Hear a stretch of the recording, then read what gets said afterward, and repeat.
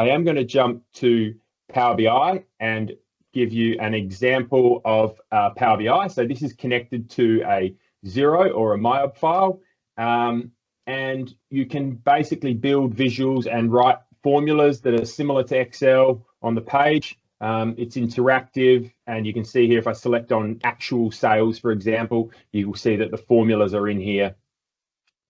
So this is what I mean by Power BI. What is EVA? If I just jump to EVA, I just want to set the scene for what EVA is. So if anyone who hasn't seen this, who has seen this, I'm sorry, but I just want to quickly run through this.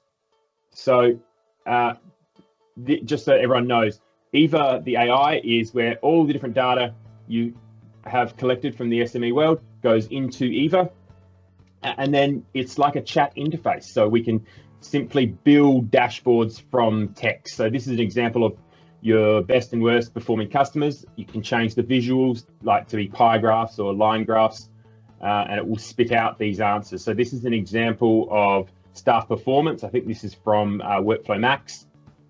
And so as you can see here, billable hours, have you met your productivity? It will create these visuals for you. Then what about, can you provide a breakdown? Gross profit by account name, and outcomes, the account names on the left by columns of the different departments. So there are just 3 examples of how you can sort of build these and then pin the reports to the dashboard. We will literally bang, bang, bang, pin them to a dashboard.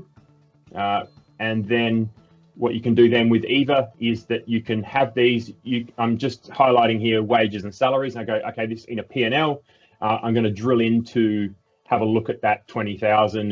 And so can you just show me maybe the general ledger movement, or show me it over a cumulative versus last year, and it will spit out these visuals. So that's what I showed you there, is building the dashboards and then interacting with them and drilling into the detail. So hopefully that makes sense.